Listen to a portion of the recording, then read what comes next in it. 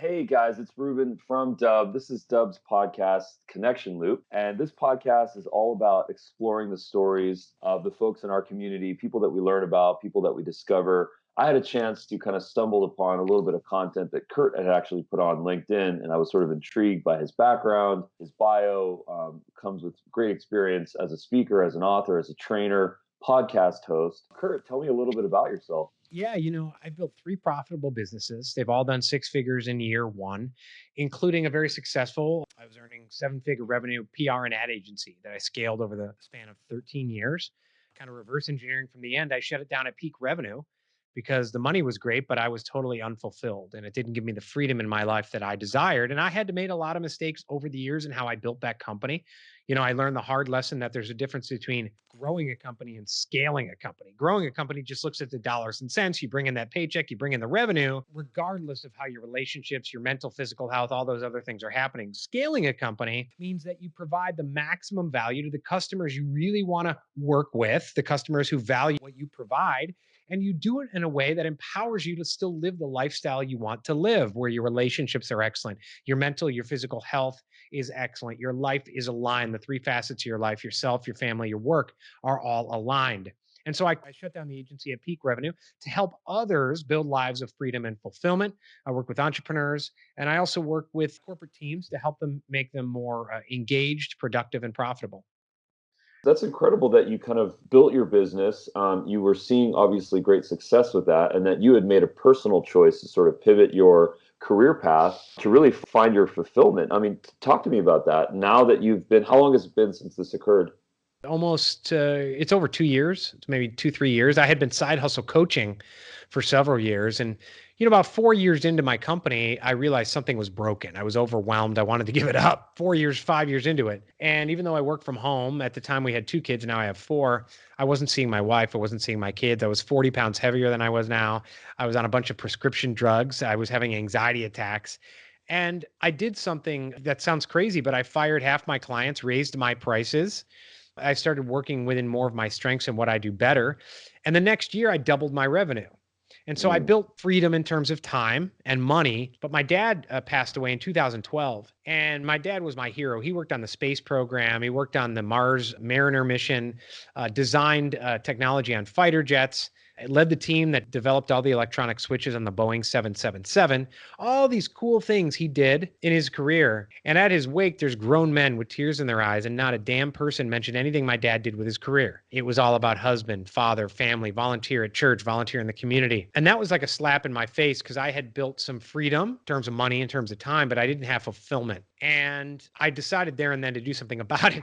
But I still didn't do anything for several years because I was trapped in what you call that comfort zone of misery, where the paycheck is just good enough, where, hey, you're a man and that's what you're supposed to do. You're supposed to put your head down and get that paycheck. So I felt guilty for not feeling fulfilled. So it took a while. I started side hustle coaching. People invited me to coach them. Hey, you've built these businesses. This is great. And so I did that. And on the days that I coached, I realized, you know what? This is it. I find fulfillment in helping others do this and help others build and develop, and not so much with my agency. So it took several years. And one day I was supposed to be off on vacation.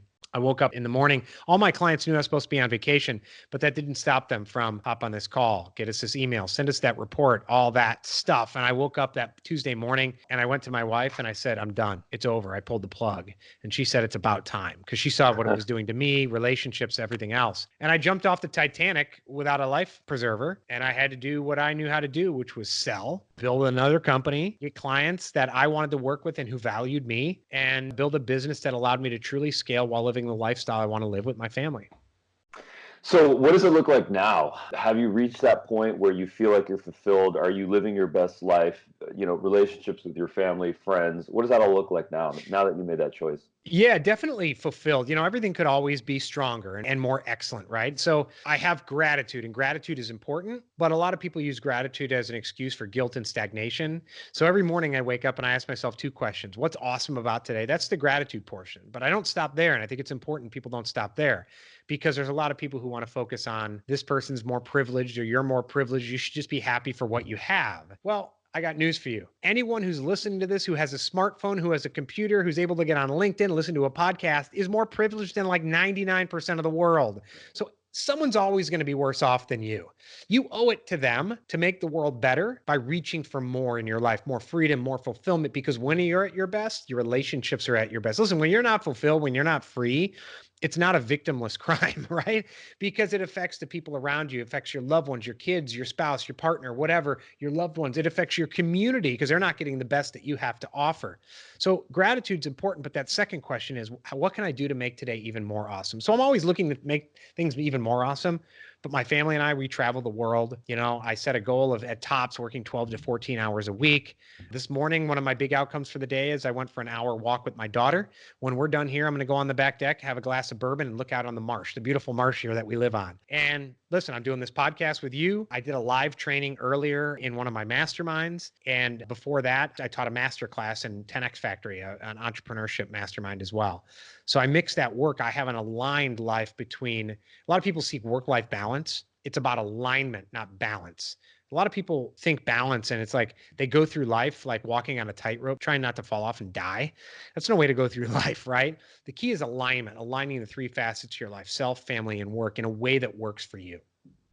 Okay, so give us some tips and tricks here. I mean, what are some things that we can do? I mean, not all of us are in a situation where we're fully happy with our employment situation. I've definitely been there in my life, whether as an entrepreneur, not satisfied with growth goals or with, the success, true potential, or as an employee working for someone else, or someone that's sort of in between those two places. What can we do better in our lives to reach that fulfillment, to find that alignment? Yeah, first, it's important to have an abundance mindset, to realize that you're in control, that you are an autonomous human being and you can design your life. If you're in that job that leaves you unfulfilled, that sucks your soul, that's a toxic workplace, realize that, believe it or not, money is renewable, time is not.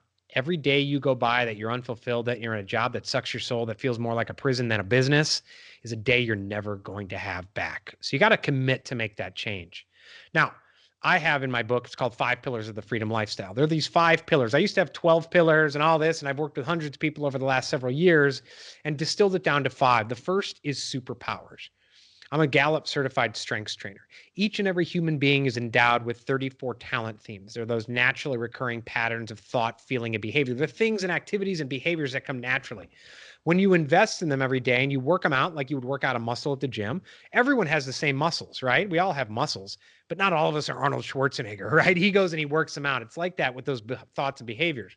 You work them out, you turn them into strengths. You get in your strength zone. Gallup's been doing this for 40 plus years. They know that people who work in their strength zone, instead of trying to focus on fixing their weaknesses, but amplifying their strengths, we know they're more productive, they're more efficient, they have a better quality of life, things flow instead of grind.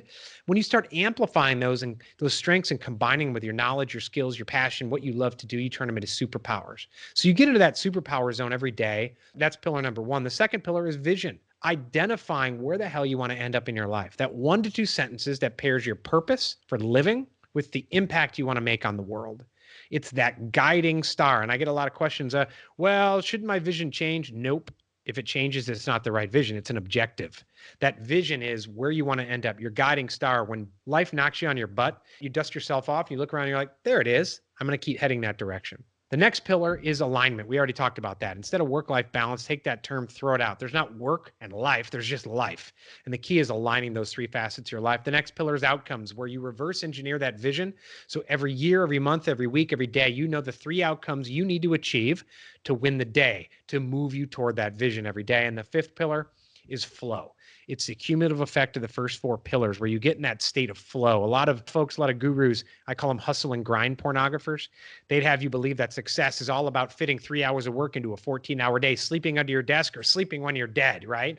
And so there's a lot of entrepreneurs who burn out, who don't focus on their outcomes. They don't even know their outcomes. They don't have a clear vision. They just start throwing stuff against the wall to see what sticks. So those are the 5 pillars. And then, so how do you sort of live your life with these pillars? Is it something that you're sort of cognizant about on a sort of day-to-day basis, or is it something that has sort of mended into your existing flow? Both. And, every day, you make these decisions and you're in the middle of doing something, you commit to something, you're like, wait a second, does this allow me to work in my superpowers?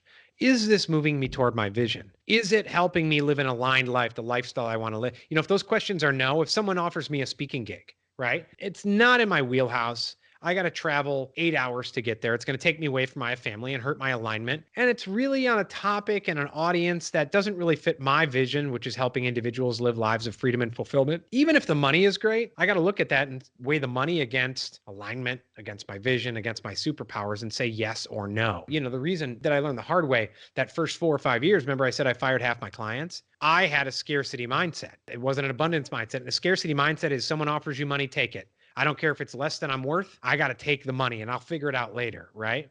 Well, the problem then is, the lowest paying clients take the most time. And they take away from me going out and selling to higher ticket clients. They take away from the higher ticket clients who deserve my best, all that good stuff. And so if I just for some money take away and take 3 days out of my life to go do this that doesn't fit my vision, my superpowers, I'm taking away from my vision in terms of freedom and fulfillment with my family. I'm taking away probably from some self-care over those 3 days. I'm taking away from my vision if it's someone I don't want to speak to, if it's not the right audience, all that good stuff. And so having these 5 pillars, yes, it should mend in, but you also have to be intentional about it every day. And one big thing is it helps you say no more often. If it's not a hell yes, meaning it fits my vision, fits my outcomes, fits where I want to go with my life, then it's easy to say, nope, sorry. So here's sort of my perspective on this. I mean, as human beings, we haven't always been in this mindset of being able to live this abundance mindset, right? We actually come from being survivors, right? In the wild, in the jungle, in the forest. Our goal was to live a life knowing that there's scarcity, knowing that one must make certain choices in order to survive, right? So this idea of living your best life and being quote unquote rich, wealthy, fulfilled, etc., to many people it's a total luxury because they still suffer from that survival mindset, which is important to a certain extent. Sure. But this idea of being, rich, this idea of being wealthy, this idea of being enlightened, this idea of being fulfilled, for a lot of people, they don't feel like it's accessible. They feel like they're stuck, they're not making the right choices, and that it would take them realize that sort of necessity to be in that abundance mindset. Now, how can people break that mold and get onto that better path? Yeah. So the first thing is ask yourself every day those 2 questions. What's awesome about today and what could make today even more awesome? My dad, he lived, traditionally people worked in that job for 40 years, right? And he did that over time. Before I was born, he was a lot older than I was. We had half brothers and I had half brothers and sisters. He was married before. And before that, he did not live a life of alignment, right? He missed my birth because he was launching the first digital sewing machine, like picked up my mom from the hospital with his entire board of directors in the van and made her get in the van with her baby in her robe from the hospital, right? I mean, this was a guy who always put work first because he was in survival mode, right? My grandfather had come over from Italy, didn't speak a word of English, got off the boat, got a job. My dad learned that growing up through the Great Depression. And there's important lessons to be learned from that, right? Survival mode is good. However, when he was in this was the early 80s. I was about 8 or 9 years old. He was in his mid 50s. He lost his job. Now, he had been president of these companies, et cetera. He wasn't great with money, didn't save up a bunch of money. We had a big mortgage, and he kept trying to find a job. You're in your mid 50s looking for a, management job. Ageism, whatever you want to call it, is real, right? And so he had trouble getting it. And he kept looking at that for a while. Now, during that time, he was in survival mode and he didn't want to take government money. He didn't want to take, ask for help. He got a job delivering newspapers. And so he would wake me up. He and my mom would wake me up at like 3 a.m. We'd go to this facility and bag the newspapers. Your hands would be black, right, from the ink. We hopped in a car and I would help him deliver newspapers. It was survival mode. I learned that from him. But he did that for a while. That must have been painful. He never complained, never turned himself into a victim, never said, damn it, it's ageism. And I can't do this and something's got to be done about it. You know what? Something was done. He took ownership of it. He got a job delivering newspapers. But after a while, he said, you know what? Yeah, I'm in my mid 50s, but I can redefine my life right now. He'd always worked for someone else. He started a company, reinvented himself at like age 55 into a management consultant, went on to have another 25-year career where he designed the switches on the Boeing 777, got patents, had this incredible career, worked for large corporations, consulting them. But you know what? In that time, he never missed a recital, never missed a soccer practice. Then he started volunteering. Then he started showing up to things. So not only did he realize the hard way that survival mode was actually killing his relationships and killing his family, it wasn't just all about paycheck. He redefined himself, started his own company when people said he couldn't do it, took ownership, maybe made some less money, but was richer and wealthier where it matters, which was with his relationships, with his family, with helping the community around him. And so, I've learned that way. Yes, survival mode is important, but at some point, go live your dream, define what you want to do, stop being miserable and go do it. Build that company if you want to. You can be If you fulfilled in want a to. 9 to 5. Yeah. Right, Yeah. exactly, exactly. Okay, so here's one for you. So I have heard from you some. That's It's a very compelling story. Obviously, you're very influenced by your father's path. Very, very inspirational. I feel the same way. My father, immigrant, sort of that immigrant work ethic, came from India. He actually studied his walking up slopes both ways in the snow story is he used to actually study on the street, on the curb, to use the street lights because they didn't have electricity inside of their tiny little place where they had all these, almost 10 people in a small little room. So, I sort of come from that work ethic, that inspiration. He did the best that he could to have that work-life balance, to have that alignment. Wasn't as easy as it could have been, as a doctor, as a busy guy trying to save lives, but he did an incredible job raising us. My question for you, though, is what is some of the suffering that you've endured? Now, I understand that you sort of witnessed your father go through some trials and tribulations, some ups and some downs, some reinventions. But what are some of the things that specifically have inspired you based on your suffering in your past? Yeah, I mean, the opening chapter of my book starts with me. It was a scene, I remember it so clearly. And the lights were off in my bedroom. I was sitting on the end of my bed, rocking back and forth like a crazy person, right? And I thought I was going crazy. And my kids, we had 2 kids at the time, were playing out in the hallway. My wife peeked her head in to say, like, what's the matter with you? Are you okay? And I told her, get the kids out of here. Like, bring them down into the basement, bring them outside. They weren't being bad. They were just playing. I couldn't stand the sound of their voice. And I was like, oh, am I going crazy? Deep down, I knew exactly what was happening. I was having an anxiety attack, and it wasn't the first and wouldn't be the last. I was 40 pounds heavier than I am right now. I was on a cocktail of different things that I thought were going to make me better. They didn't. They masked in some cases. They made some things worse. And, going through life like that, feeling like you're going crazy, having anxiety attacks, and feeling guilty about it because I'm doing what I was supposed to do, right? I'm a man. I'm supposed to earn money in the paycheck. What do I have to feel guilty about? I have a house. I got a car. I got a roof over my head, right? And, it's interesting. A lot of people are shocked when I share this, but when I ask a lot of people, who do you think are, the part of our population in the US that commit suicide at the highest rate? People, oh, it's teenagers or whatever. It's men aged 45 to 54. By the way, it's white men, people who are so-called, they have it all. They're privileged, right?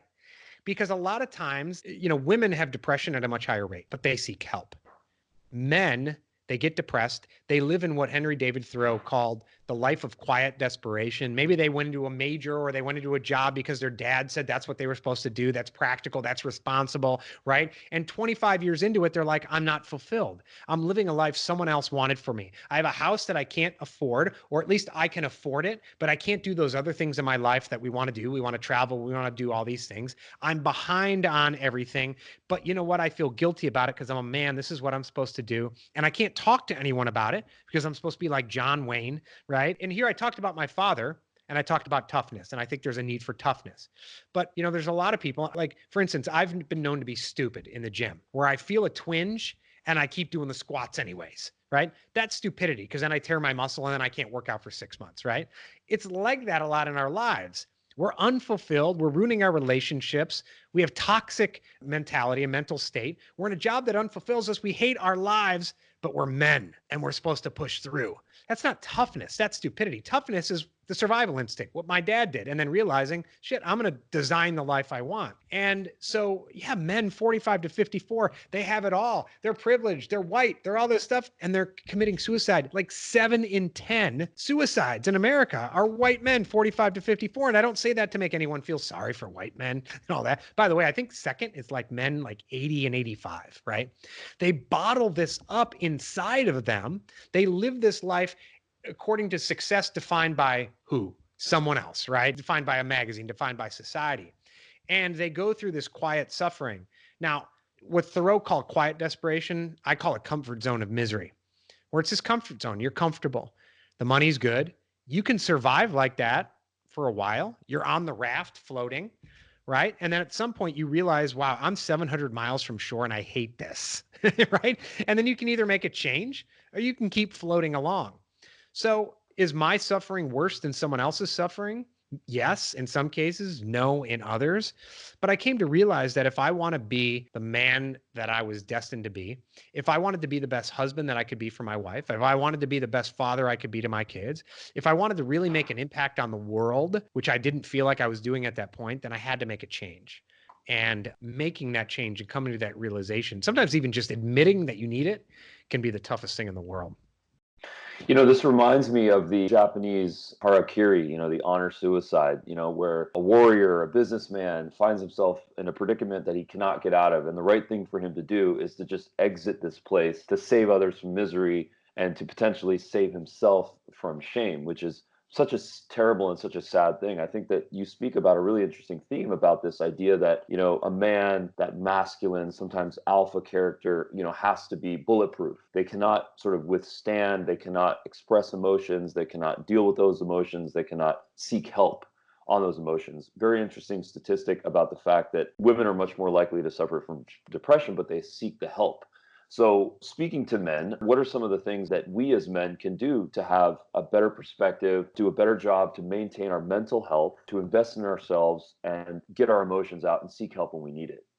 Yeah, I mean, one important thing that I see that is a lot of folks I work with, this is anecdotal from people I've worked with, right? And from my own experience. But remember, I told you that I woke up on that Tuesday and I said, I'm done and I got to go tell my wife, right? And I thought I was convinced in my head I had been hiding it. She thought I was happy. When I went and told her, she said it's about time. She knew, right? But we hadn't communicated. We didn't have these discussions. And part of the thing that held me back was going and admitting to her. I've talked to a lot of folks, and by the way, this isn't just men, women too. They want to make a change in their life. They're not fulfilled. They don't talk to their spouse or their significant other about it. And because of that, it's holding them back because they and their spouse communicate by passive aggressive comment, right? Where they don't have a real discussion. It also hurts their relationships. I had one client who I said, we're going to go through this process now. We're leading him through the 5 pillars. And I said, one of the most important things you can do is bring your wife in on the front end. Talk about why you're doing this. Because I have a lot of folks who are like, I'm doing this coaching program. My wife is terrified because she doesn't know what it's about. And she thinks you're just going to tell me to quit my job and move to the mountains, which I don't do. It's about finding what's right for you. And I said, well, just bring her along, share the activities with her. And after several weeks, like I said, our marriage has never been stronger. My wife actually looks at me as a partner and knows that I consider her a member of the team. I think that's so important because, like I said, men don't talk to people about it and they are afraid to talk to their wives about it. And a lot of folks, one in general who I like, he does a lot of videos and he coaches, tells you that you're not supposed to do that. You're supposed to be a man and just tough it out. Yeah, you can tough it out. Any entrepreneur knows you're going to tough it out. But if you're doing what you love, it was very easy for me to build my PR and ad agency. I was good at sales. I could go out and get $25,000 retainers, $1 million ad buys like that. Hated it. Building my speaking, training, coaching company has been the hardest thing I've ever done, but I love it. And so often the things we love to do are the hardest. But I would say, listen, remember what I said about alignment and its relationships, right? It's those 3 facets, your relationships, yourself, and your work. If you're not at 100%, the other 2 aren't going to be at 100%, but relationships are so important. Harvard did a study on human fulfillment. 80 plus years it's been running. They started with these undergrads 80 plus years ago. And when at that time, they said, what do you think is going to be the key to fulfillment in your life? They said money, status, all this vanity stuff, right? 80 plus years later, and I'm sure some learned the hard way, not even close. It was relationships, having someone to share this with, not wanting to die alone. If those relationships aren't there, you know what? You're not going to be able to get through the hard times. Work is going to suck. Even if you're married and call it a relationship, if you don't have someone to talk to, you ever hear these stories of all of a sudden you think they have a good marriage and the husband takes the ultimate solution and takes his own life? What happened there? In some cases you don't know, but maybe the relationships aren't as strong. We look at surface level things, but true communication is so important. And that's the cornerstone of a strong relationship. So, I mean, one of the things that I speak to a lot of entrepreneurs about risk, a Hmm. risk profile. Everyone has a different risk profile that Sure. affects founders, it affects employees, it affects couples, relationships, friendships. It really affects everyone, right? Now, what sort of advice do you have for folks that understand that risk profiles are potentially different? This could be founders, this could be a couple. How can 2 people or a group of people maintain a balance and acceptance of varying levels of risk on a specific activity or for a larger path, larger vision? Yeah, it's interesting. So I'll have some folks come to me and they'll say, "Yeah, listen, I'm making decent money. I don't have that much money saved up though, because I spent it all in the house and the cars and all this other stuff. So I don't have a lot of money saved up. And my relationship not at 100%, my health isn't at 100%." And I'll say, "Okay, what's holding you back from just jumping in and making a change? You've always wanted to start this own business, right?" And he'll throw out a number, 200 grand, 150 grand, 250, whatever it is. I say, "Okay.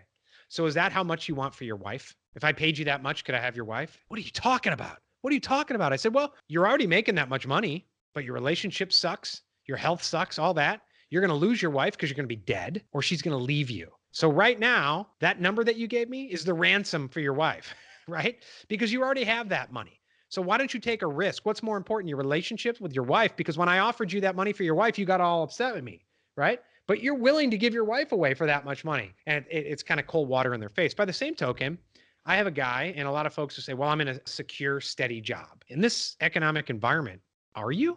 I've had a number of people who've jumped into the program and they're so scared about jumping out of their job and starting their own business. And you know what happens? Unexpectedly, in the middle of the program, they get fired. They didn't even see it coming. "Oh, wait, I thought your job was secure." What if you had taken time to build that runway? See, that's the thing. A lot of folks don't even want to admit that they want to build their company or that they can build their company, right? Because once you say it out loud, then it's real. Then you got to make it happen. And then they put off starting to reverse engineer and build that runway so that I want to be out of my job. You know, I was in denial for a long time and the desperation got so loud. What did I do? I shut it down overnight. I don't recommend that for people. Yeah, there's benefits to it. But if I could have started earlier and built that runway so that when the time was ready, that company was ready to go. Could be a 3-month runway, could be a 6-month runway, depending on your risk profile, depending on how much money you have in savings, all that good stuff, right? Everyone's different. You have 4 kids, you have no kids, you're married, you're not married, whatever. Building that runway. And if you're unfulfilled and you want to go for it, my best advice is why not start building that runway like this afternoon and reverse engineering and setting that deadline for freedom. Listen, I want to be out of this job July 31st of 2020. Okay, how many days are that? Or what's today? As we're recording this, this is 27th. All right, let's say I want to be out of my job by next September 27th. Okay, you know what? You got 365 days worth of outcomes to achieve to get the hell out of your job September 27th. What are you going to do about it? But often people say that and then they wait till September 1st of next year and then they're like, "Oh, well, I don't have money saved up. I don't have anything done, so I'm not going to do it now." Start building that runway now. Building that runway is so empowering so that you're not forced into a corner and that you have choices. And if you're in a place where you haven't built that runway and you're still like at the point where you're like a cornered tiger and you got to do something, right? You got to leave the job, then it depends. I ask you, how much money do you have saved? How much is your mental health worth to it? Can you go get a job at Starbucks or delivering a newspaper to survive while you build your next thing? If getting out of your job now is that important, your relationships, your health, and all that good stuff, it depends obviously like on your risk profile, but start building that runway now. Like what a lot of people building the runway, they hear the term massive action and they think massive action is going in and quitting right now. No, in many cases, massive action is deciding I want out of this job. I'm going to build my business. I'm going to launch it by July 1st, reverse engineer it to today and start building that runway. Building that runway sometimes is so hard because then they're like, it's real. What if I build the runway and I can't do it? All those limiting beliefs get in their head. Well, there's kind of two schools of thought on something like this. A lot of folks might say, well, there's a paradox here because I can't build my runway because in order for me to start to set up my business, I need to go moonlight and I need to get that side hustle and I need to make investments. I need to spend money. I need to spend my time. Is my career going to get affected by this? Who knows? The other mindset is sales cures all. If you have a side hustle and if you have some ability to sell, if you have something to sell, if you have something embryonic that you can actually package and put out there, even though that's not ultimately what the product or the service is going to be, but at least something to kind of monetize it, that you can cure all and you can pursue parallel tracks. What are some of the objections that you've heard and what are some ways that people can overcome that, planning out for that July 1st launch? Yeah, I think, in many cases, people have to be honest with themselves. And I believe in something called first principles reasoning, where when you have a limiting belief or if anyone tells you anything and said, this is a fact, you take it as an assumption. You check the premises of that, you peel the onion and you roll it back to ask key questions to find out, is that a fact? Is my limiting belief real? Or Is it an assumption to which I can find truth, right? Like, okay, yeah, in the latter respect, I have someone who just quit her job and she was afraid to leave her job. She put in her notice, right? She was going to be on the job for 3 months. About a month into that, I had to talk her off the ledge. Like, oh my gosh, what did I do? I'm not going to have the, oh, no, no. It's like, okay, start selling. Don't worry about your logo. Don't worry about your website. Don't worry about all this stuff that you think you got to have in place. Pick up the phone, start calling people. A few weeks later, she had a $10,000 a month client, right? Now she's building upon that. A lot of times what we need, listen, if you're going to build a product that is going to take $100,000 worth of R&D, that's different than if you're going to be a consultant, right? If you're going to build a web design firm, if you're going to build something like that. Most jobs with people with whom I work, they don't need that much capital to start their business. If you are in a place where you have a product or something like that you want to build and take out to the world, that's different, right? And you may need a longer runway to get there. But, the fourth pillar is radically outcomes focused. And it's stripping away all the BS and realizing what is actually important to build my business. People think there's way too much that goes into having to build a business. And they hide behind logo. They hide behind the website. I got to get that perfect. I got to get the perfect product offering. And they sit and they spin their wheels for 6 months. Meanwhile, their competitor is just picking up the phone, like you said, sales cures all, and just selling. It's like, I don't have a website. I don't have a logo, and I'm just selling. So it does depend on what you have. I mean, I had one client, it was going to take $300,000 worth of investment, and he had to go do that. Okay, well, you may need there's a couple things. One is, if you really want to do that and you've defined the vision and you got to define, this is what I want my life to be, is this company. How bad do you want it? Do you want it enough to spend the hours when you're home from your current job doing it? If your current job doesn't allow you to build your current company, decide, what's the minimum what's my destitution level? What can I survive on? If I really want it, right? Go get another job, get a part-time job, get 2 part-time jobs that allows you the mind share to start building this and flying around the country and raising capital, whatever it is. But the biggest mistake I see when people do it is they think you can't plan to your vision. You have to plan from your vision. And so they sit there and they think, oh my gosh, I got to go and I'm going to start my business and I want to start it by next July. What do I got to do tomorrow? Rather than saying, this is what I want the company to look like July 31st. Here's what I got to do July 30th, July 29th, July 28th, and you reverse engineer it to tomorrow and you break it up into small bites so that you're not trying to eat the entire elephant tomorrow or on Thursday or on Friday, right? You reverse engineer that. That's one of the biggest challenges I see is everyone looks at the end goal and just tries to hit home runs starting today. And it's like, no, man, you got to reverse engineer it, see what it looks like. Well, I think what happens a lot of the times is that people are victims of their own success. You get that raise, you get that promotion, you have that extra money, you upgrade your house, you get that car, Oh, yeah. you get that convertible, you get all that, you get the club membership, you start to do the travel, you get the special credit card that you just love to use. And then all of a sudden what you're doing effectively is that you're depleting your runway, number one. But number two, you're also making it more difficult, more risky, more challenging to be able to go and take risk to get yourself out of that situation. It's the Robert Kawasaki treadmill analogy where you get more money, you turn the treadmill up, and you just continue to run. People in Silicon Valley, startup people, entrepreneurs, they talk about setting up your runway. They talk about downgrading. They talk about getting yourself to a place where you don't have all those cars, you don't have all that overhead, and that you effectively decrease your monthly nut so that you can take the risk that you need to. But a lot of people feel stuck. They've got kids and their spouses are comfortable to a certain extent. How can you get out of that? How can you say, you know what, I don't care about the Joneses anymore, and I'm going to go get a 1-bedroom apartment so that I can take risk in my life? Yeah, I mean, you have to clearly define your vision. And if it's a vision that's not important enough to you, it's not your vision. What do you want your life to look like? And that's sometimes the hardest question for people to answer. Been conditioned to keep up with the Joneses. They've been conditioned about the house. They've been conditioned to all of that. Meanwhile, their world is crumbling around them, right? Their relationship with their kids sucks. I had one guy and he called me and he's the same guy who I said, how much do you want for your wife? It's like I asked him questions. I said, how's your relationship with your wife? And there's like a 5-second pause. It's all you need to tell me. Do you love your wife? I love my wife more than anything. But your relationship, when I asked you, you had to take a 5-second pause. What's more important to you? That house? What do you think your wife really wants? And if your wife wants the house more than you, then maybe your relationship isn't as strong as you think it is. There's a great book. John David Mann is the co-author. For the life of me, I'm friends with John, I can't remember the other co-author's name, but it's called The Latte Factor. Hit the bestseller charts. And I interviewed John David Mann on I think it's David Bach is the other co-author. And he talks about that and those choices. And the number one fallacy that they share is that people think that to reach financial freedom, they need to increase their income. And that is almost never the case. Why? Because of exactly what you said. I have more money, so I'm going to upgrade my house. I have more money and I'm going to upgrade my car. And it's called the latte factor, right? Because, well, if you just gave up your lattes every day, you would actually save this much. And if you invested it at compound interest and all that, right? They're not telling you specifically to give up your lattes, but what they are saying is life's about choices. And you may feel that you're a victim, but really you may feel you're a victim of external circumstances, but you become a victim of your choices.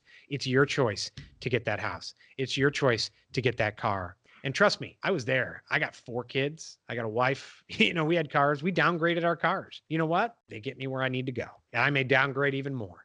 Once you start experiencing freedom, we downgraded our income, started making different choices according to what we want. And only then did we start traveling the world with less money because we've reverse engineered the life that we actually want instead of becoming a victim of external circumstances or external expectations.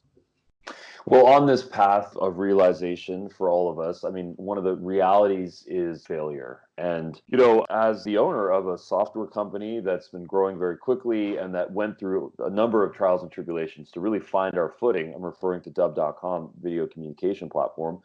In that path, there was failure. And it started with Dub as a company, but it also started with previous ventures that I've been involved with. In one way or another, my path has been sort of riddled with successes, but also failures. And it's really from the failures that you are able to find your learnings, to understand real, true product market fit, to figure out what your purpose is and how you can accomplish that. So, what is some specific advice that you can give to folks on their path in enduring failure? Because we don't want to glamorize the idea of going and pursuing your best life, going and quote unquote quitting your job, starting that consulting service, starting that business, investing into that software company. Along that path, you could fail 7 or 17 or 777 times. Many people do on their path to success. Give us some ways to endure that, to deal with that, to learn from that, and to quote unquote dust the ash off us, dust the dust off us, and pick us up.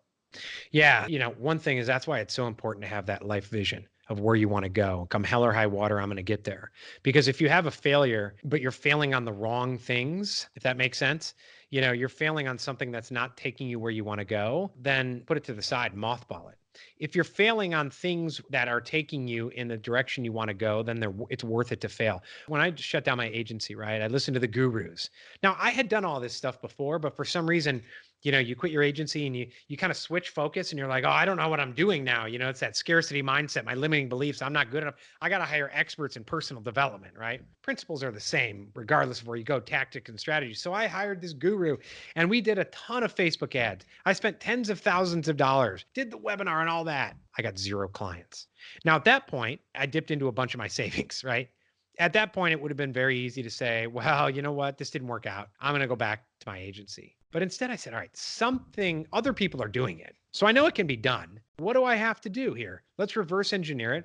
One thing I realized was I didn't really know what I wanted my company, my speaking, training, coaching company to be. And I needed to figure that out. So I got to work. I actually hired a coach to help me figure that out. I went back to kind of first principles and started just doing a video every day. I'm just going to throw a video out there. And as I do that video, a lot of times when you write or when you speak, you can kind of through that process, it's kind of therapeutic, figure out where you want to go and figure out your message as you do that. And I did that. I did a video for 90 days. And over that time, my audience began to grow and my message began to crystallize of what I wanted to do. And when I finally really got it to that point after 90 days where it crystallized, I got 3 clients in my first week. And then I kept doing it. And I found out, wow, I'm pretty good at online video. And I started doing videos, getting online people in. Now I've paired that with outbound, picking up the phone, calling. I have a sales team and all that good stuff. But if I didn't know clearly where I wanted to go, I wouldn't have known that it's worth it to put up with the lost money, the investment. If you fail, quote unquote, fail, but you fail on the right things, that failure was an investment in learning how you're going to do it correctly in the future. It's like Thomas Edison, right? He failed 999 times. And then that final time was the time he got it. He said, I didn't fail 999 times or whatever it was, 9,999 times. Those were 999 attempts at learning the right way to do it. What you got to learn the difference of is, and this is why you have to have that clear life vision, is if you're failing on the right things. Because there's a lot of people who build businesses and they realize I did it. This is not taking me where I want to go at all. And now I'm unfulfilled. So why the hell did I even build this? That in of itself was a failure. That was a learning experience to then build a company the right way, in a way that fulfilled me. So something that you mentioned really resonated with me in terms of your path to sort of create original content, to create your daily videos for 90 days, and then as a result, getting clients from that process. So I actually went through a very similar process in my own career, my own life, where I was agency executive for a number of years, had big budgets, would spend a lot of money on lead generation. And I sort of realized that the path is through really original content. Now, it's great to put money behind videos when you can, or ads to a certain extent, but really creating the personality, creating the original content, getting an audience of true subscribers that are engaged, that are interested is, I think, in my opinion, it's the best ROI in terms of effort. Now, my question for you is, what are some specific learnings that you've sort of amassed on your path to be able to get into this video flow? You've got a great setup here. I love the backdrop. I love the mic. I love the headset. It looks all very professional. A lot of people suffer from that. Dub has 13,000 users. We've got petabytes of data on how people are creating videos, how people are sharing those videos, how they're sharing them on Gmail and LinkedIn and through their CRM. And what's really interesting to me is that the data doesn't tell us one thing, and that people suffer from video phobia. A lot of people feel like they're being imposters, that they can't get into their flow. You don't suffer from that. Maybe you did in the past, but I love your general aura and all your content. Give us some tricks on how to overcome that and how to be a better, quote unquote, video personality, video storyteller. Yeah, I mean, the fact of the matter is there's probably some people who just aren't good at video. I mean, I had one guy say, "Oh, look at my video." And it looked like he was making like a hostage, like he was the hostage in a hostage tape. It's like, all right, man, you don't do video because you're turning people off, right? Now, you can get better at it. There's coaches that can help you do it better. Start by putting yourself out there, maybe with non-video. Start by writing, start by sharing your thoughts and your opinions and your message, even if it's written, right? Get used to putting your thoughts out there, getting feedback, and yes, having people criticize you, having people fire back at you. That's kind of a baby step to get there. I can't remember who it was, shared an example of like, do your first video, literally turn on the camera and say, my name's John or Jane Doe, and this is my first video. Thank you. And then just turn it off and put it out there, do something so small that you just get used to seeing that, looking in that little dot, right? A little trick I do is I use, and I've never been afraid of getting on video. My biggest problem at first was I had to make it perfect, right? And it would take like 62 takes, right? So one is limit the time that you're going to allot to do the video. It's Parkinson's law, right? If I allot an hour for one video, a 30-second or a minute video, it's going to take me an hour. If I allot 2 minutes, you know what? I'd get it on the first take. You're forced to do it. But when you, like, let's say you have your phone, right? When I put my phone out there, first of all, turn it around, use this side. Don't use this side. And if you're listening on the podcast, I mean, don't do a selfie. Turn around the side so you can't watch yourself in the screen. It's distracting, first of all. Second of all, you're going to watch yourself and you're not looking at the little black dot, right? So it looks like you're not talking to the audience. And it also, you can get that perfection and a wind blow. Well, I don't have any hair on my head, but wind might blow your hair out and then you got to do a new take, right? So turn it around. When you start looking at that little dot, pretend you're talking to one person. Pretend you're just having a conversation with one person. I do this not only when I film a video, and I picture a specific person in my life that I'm having a conversation with, and I focus on them. I do that when I'm on the stage too. It could be 1,000 people. It could be 10 people. I pick out like 1 or 2 people in the audience and I make eye contact with them on a regular basis. I focus like I'm talking to them, and it takes away kind of the pressure that there might be 1,000 people in the room or 1,000 people watching the video. Those are some tips that I give people to kind of get over that. But even go back and start with, there's some people, they're afraid of video. They have video phobia. Sometimes it spills over into social media phobia and even putting a thought out there in the written word. So start with some writing, put your thoughts out there. Little baby steps, get in the little kiddie pool, right? And then maybe make one really short video. Hey, I'm Jane. This is my first video. Thanks for watching. Put that out there. Oh, wow, you got that out of the way.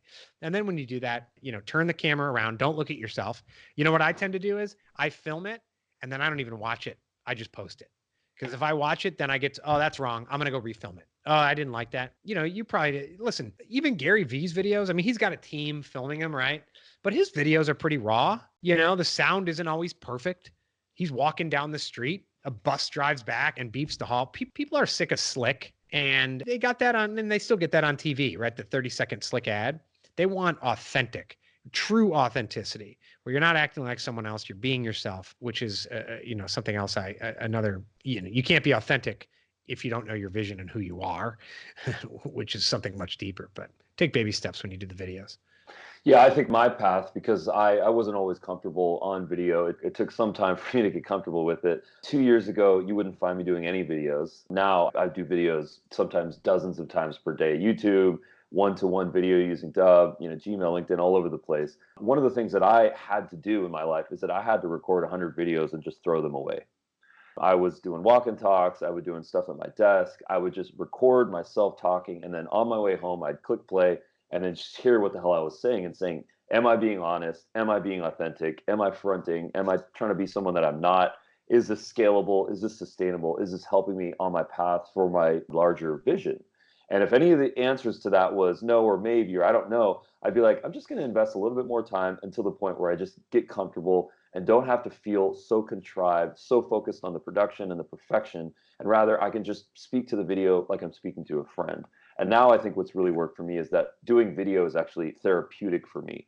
When I'm in a stressful situation, when I get a flat tire, when something drops, when I drop my phone, I'll record it. I'll make fun of myself. Maybe I use the content, maybe I don't.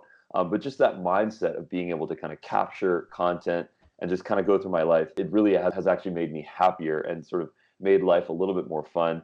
I also think that it's important to, I think to your point, is to lean into whatever's going on in your life. If you're going to constantly try to make your hair perfect and avoid the bus from driving by, you're always going to be thinking about that. The fact Yeah. is that when we converse at a coffee shop, there's sounds, there's noise, there's issues. It's the same thing with video. People are accustomed to that. People are comfortable with that. So I always would encourage people to just be natural, pretend like you're conversing to a friend. Love the fact that you just said that. And just be your best self and be authentic and just have fun with it. Because if you take yourself too seriously, you're probably going to stop doing it after a while.